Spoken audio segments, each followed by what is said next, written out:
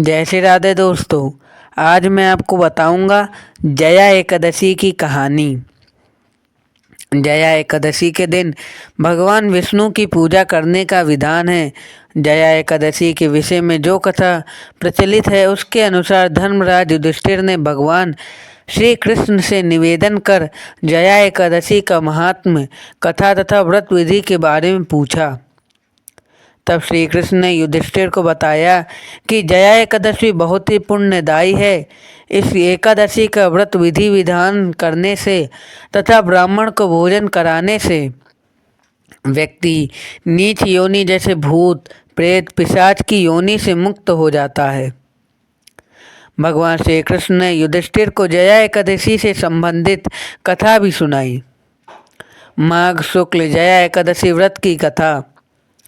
धर्मराज युधिष्ठिर बोले, हे भगवान, आपने माघ के कृष्ण पक्ष की षटतिला एकादशी का अत्यंत सुंदर वर्णन किया, लेकिन आप स्वदेश, अंडज, उद्भिद और जरायुज चारों प्रकार के जीवों में उत्पन्न, पालन तथा नाश करने वाले हैं।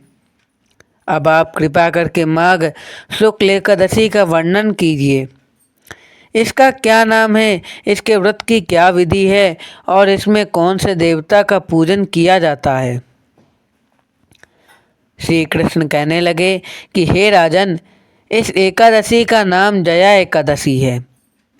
इसका व्रत करने से मनुष्य ब्रह्म हत्या आदि पापों से छूटकर मोक्ष को प्राप्त होता है तथा इसके प्रभाव से भूत पिशाच आदि योनियों से मुक्त हो जाता है। इस व्रत को विधि पूर्वक करना चाहिए। अब मैं तुमसे पद्म पुराण में वर्णित इसकी महिमा की एक कथा सुनाता हूँ। देवराज इंद्र स्वर्ग में राज करते थे और अन्य सब देवगण सुखपूर्वक स्वर्ग में रहते थे। एक समय इंद्र अपनी इच्छा अनुसार नंदन वन में अप्सराओं के साथ विहार कर रहे थे और गंधर्व गान गा रहे थे। उन गंधर्वों ने प्रसिद्ध पुष्पदंत तथा उसकी कन्या पुष्पवती और चित्रसेन तथा उसकी स्त्री मालिनी भी उपस्थित थी। साथ ही मालिनी का पुत्र पुष्पवान और उसका पुत्र माल्यवान भी उपस्थित थे। पुष्पवती गंधर्व कन्या माल्यवान को देखकर उस पर मोहित हो गई और माल्यवान पर काम बाण चलाने लगी। उसने अपने रूप लावण्य के हाव भाव से माल्यवान को वश में कर लिया। हे राजन, वह पुष्पवती अत्यंत सुंदर थी। अब वे इंद्र को प्रसन्न करने के लिए गान करने लगे, परंतु परस्पर मोहित हो जाने के कारण उनका चित्त भी भ्रमित हो गया था। इनके ठीक प्रकार न गाने तथा स्वर ताल ठीक नहीं होने से इंद्र इनके प्रेम को समझ गया और उन्होंने इसमें अपना अपमान समझकर इनको श्राप दे दिया। इंद्र ने कहा, हे मूर्खों, तुमने मेरी आज्ञा का उल्लंघन किया है, इसलिए तुम्हारा धिक्कार है। अब तुम दोनों स्त्री पुरुष के रूप में मृत्यु लोक में जाकर पिशाच रूप में धारण कर लोगे और अपने कर्म का फल भोगोगे। इंद्र का ऐसा शाप सुनकर वे अत्यंत दुखी हुए और हिमालय पर्वत पर दुख पूर्वक अपना जीवन व्यतीत करने लगे। उन्हें गंध, रस तथा स्पर्श आदि का कुछ भी ज्ञान नहीं था। वहां उनको महान दुख मिल रहे थे। उन्हें एक क्षण के लिए भी निद्रा नहीं आती थी।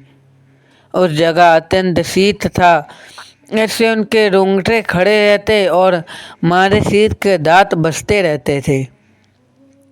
एक दिन पिशाच ने अपनी स्त्री से कहा कि पिछले जन्म में हमसे ऐसे कौन से पाप किए थे कि जिससे हमको यह दुखदायी पिशाच योनि प्राप्त हुई।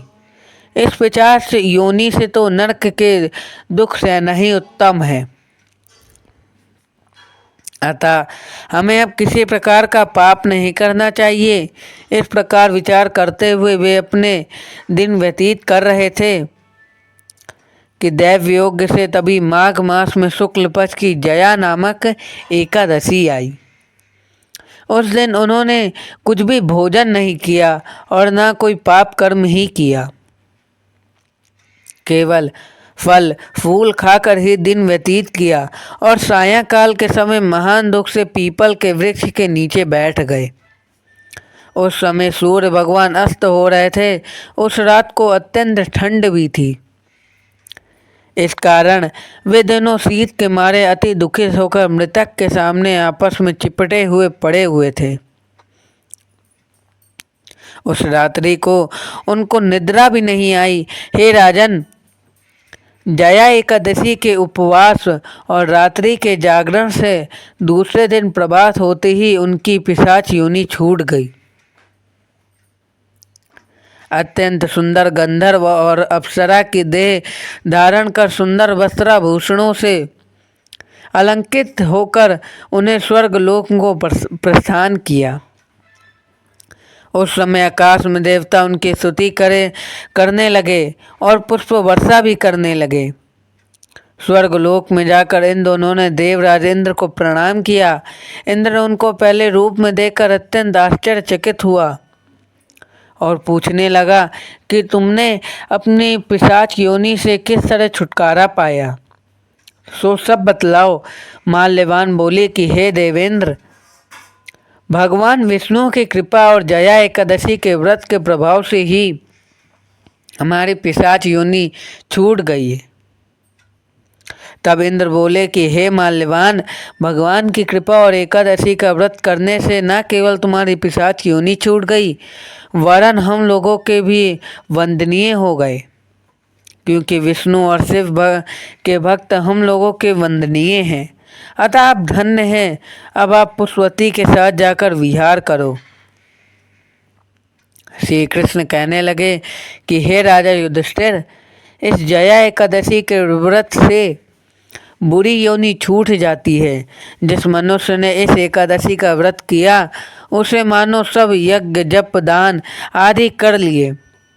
जो मनुष्य जया एकादशी का व्रत करते हैं वे अवश्य 1000 वर्ष तक स्वर्ग में वास करते हैं। जय जय श्री राधे।